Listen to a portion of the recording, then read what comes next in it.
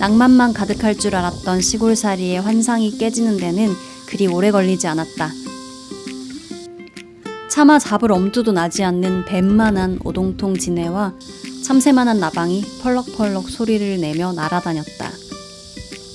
마당에 있는 작은 인공연못은 개구리 소굴이 되었는데 밤마다 들려오는 개구리 울음소리는 퍽 낭만적이지만 개구리를 좋아하는 건 나뿐만이 아니었다. 뱀도 있었다. 이때까진 그냥 보기에 좀 끔찍했을 뿐 직접적인 피해는 없었다. 바닷가에 갔다가 물이 깃긴 돌을 밟고 발라당 넘어진 후 좌측 고관절 부위 통증을 느끼긴 했지만 이틀쯤 지나자 괜찮아졌다. 당시 뉴스에서는 동해안 해파리 출몰을 다루는 뉴스가 연일 보도되고 있었다. 하지만 나는 이 뉴스를 과감하게 흐린 눈하고 서핑스쿨에 갔다. 그때 그러면 안 되는 것이었다. 강사님은 해파리 때문에 바다에 들어가기 힘들면 환불해 주시겠다고 했다. 그때 환불해 달라고 했어야 되는 것이었다. 하지만 쓸데없이 용감한 나는 전신 슈트를 입었고 해파리가 주황색이라 눈에 잘 띄니까 보면서 잘 피하면 되지 않을까 생각했다. 이미 바다 위에는 다른 서퍼들도 있었다. 이렇게 험악하게 생긴 해파리도 입수하고 싶은 우리의 열망을 막을 순 없었다. 바다에 직접 들어가 보니 상황은 더 심각했다. 큰 파도가 오면 한 파도에 해파리 3-4마리가 포함돼서 날아온다. 플라잉 해파리. 눈앞에서 해파리가 날아다니는 걸 보는 것은 상상보다 훨씬 더 끔찍한 일이었다. 그냥 입수하자마자 해파리랑 부비부비가 가능한 상황인 것이다. 전신 슈트를 입었고 아쿠아 슈즈도 신었고 나는 완벽 대응했다고 생각했다. 방금 서핑을 끝낸 자의 몰골입니다. 붓기가 아주 싹 빠졌어요. 힘들어서.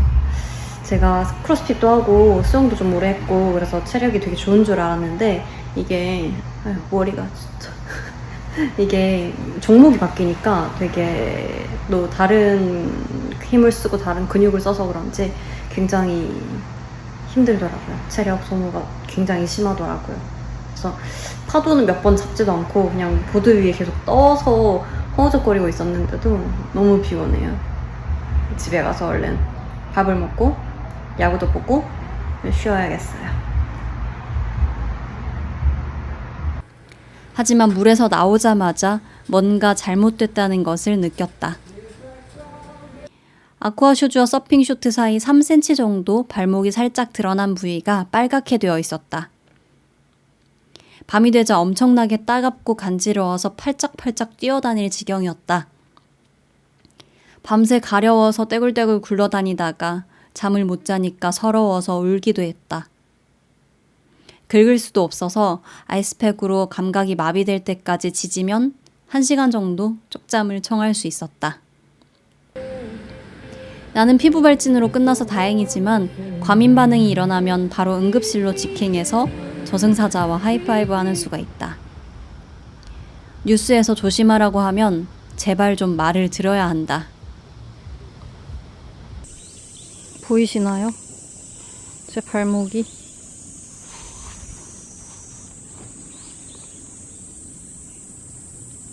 지금 이렇게 돼버렸어요. 진짜 미치도록 간지러워요. 동해에 혹시 물놀이 계획 있으신 분들은 해파리 진짜 주의하세요. 저는 피부 발진으로 끝났지만 이게 심하신 분들은 호흡곤란도 오고 토하고 난리라고 하더라고요. 이 밖에도 시골살이는 예상하지 못한 위험으로 가득하다. 아버지는 물가에 갔다가 쇠파리에 쏘여서 손이 퉁퉁 부어오셨다. 아버지의 도라에몽 주먹을 보고 나는 마음이 아파 눈물을 훔치기는커녕 웃음을 참지 못했다. 난 폐륜하다. 우리 시골집 근처에는 양봉장이 있다. 꿀벌은 내 차 위에 똥을 싸서 좀 귀찮긴 하지만 귀여운 편이다. 하지만 그 꿀벌을 노리고 모여드는 말벌들은 귀엽지 않고 좀 많이 무섭다. 말벌은 검은 털 가진 동물을 공격한다는 속설이 있고 우리 집 강아지는 검은색이다. 산책하다 말벌을 만나면 초긴장 상태로 대치하게 된다.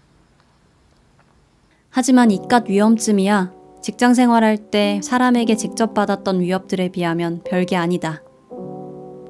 혼자 야간 당직 근무할 때 만취해서 나타난 보호자 상대하기 대 해파리 100마리랑 삼바 댄스 추기. 나는 1초의 고민도 필요 없이 후자를 선택할 것이다. 몸의 건강만큼이나 마음의 건강도 중요하다. 어떻게 알았냐고? 나도 알고 싶지 않았다. 도시살이는 안전하다. 아니, 안전하게 느껴진다. 우리는 늘 안전함을 추구한다. 안전함이란 뭘까? 보안이 철저하다고 홍보하는 닭장 같은 아파트에 사는 것. 아파트 외부 출입구, 공동현관, 우리 집 현관의 패스워드를 모두 눌러야 출입할 수 있는 집에 사는 것은 확실히 안전하다. 호텔 수영장에서 수영을 한다면 해파리는커녕 물벼룩 새끼 한 마리도 없을 것이다. 남들이 이름을 다 아는 큰 회사에 다니는 것은 안전한 기분을 느끼게 해준다. 이 큰 회사가 내 미래를 든든하게 책임져 줄 것 같은 기분이 든다. 전문직 면허증을 가진 것은 안전한 기분이 든다. 하지만 회사에 다니는 친구들은 회사의 보호를 받지 못했다. 나 또한 그랬다. 자본주의 사회에서는 안전이라는 것을 많은 부분 돈으로 살 수 있다. 더 비싼 집, 더 크고 안전한 차. 심지어 안전에 관련된 옵션도 돈을 추가하면 살 수가 있다. 차에다가 센서 몇 개 추가하는데 100만 원이 넘게 들었다. 아플 때를 대비해서 매달 암보험료와 실손보험료를 낸다. 그래서 불안하다고 느낄 때 사람은 돈을 더 벌려고 하고 돈을 한 푼이라도 더 모으려고 한다. 하지만 돈에 연연하지 않는 순간 끝없는 자유가 찾아온다. 돈을 벌기 위해서 하기 싫은 일에 시간을 쏟으며 인생을 죽이지 않아도 되고, 나에게 상처 주는 사람을 참느라 술로 밤을 지새우지 않을 수 있다. 물론 생계 해결을 위한 돈은 벌어야 한다. 나는 다시 일을 시작해야만 한다.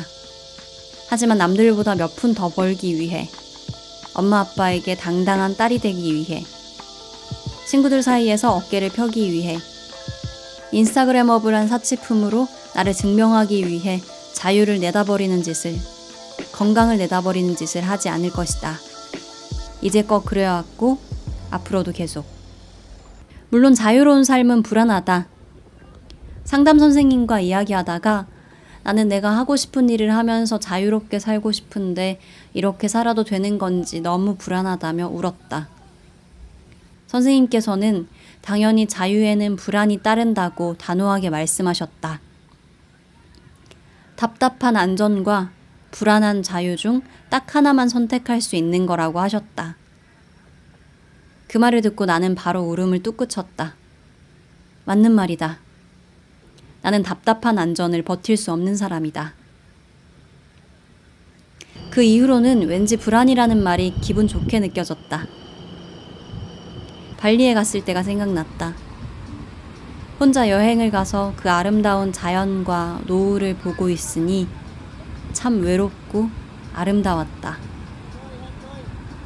근데 그 외로운 기분, 처연한 기분이 그날의 아름다움을 완성해주는 기분이었다. 근데 또 오히려 이렇게 외롭지 않고 쓸쓸하지 않으면 이 완벽한 아름다움을 온전히 느낄 수가 없었을 것 같다는 생각도 또 드는 거예요. 이 뭐랄까 외로운 감정이 이 풍경의 아름다움을 더 완벽하게 만들어준 것 같은 그런 기분이 있었어요. 자유의 아름다움을 완성하는 활용점정은 불안에 있는지도 모르겠다. 우리가 롤러코스터를 타면서 불안과 하늘을 나는 자유로움을 동시에 느끼는 것처럼 나는 이 불안을 내 스스로 선택했다. 현실에 안주하며 안전하다는 기분을 느낄 수 있는 기회를 스스로 박차고 나와 자유롭고 불안한 길을 택했다. 그래, 나는 초보 서퍼처럼 살았다. 서핑보드 위에서 위험하고 아슬아슬하게 균형을 잡다가 가끔 파도를 이기지 못하고 바다에 꼬꾸라지기도 했다. 어떤 사람들은 육지에 발을 붙이고 사는 안전한 삶을 추구한다. 또 다른 사람들은 보드 위에 아슬아슬하고 짜릿한 삶을 추구한다. 나는 보드 위에 앉아서 매일 파도가 무섭다고 울면서 육지에 가면 하루도 지나지 않아 지루하다고 다시 다른 바다를 찾아 나서는 사람이었다.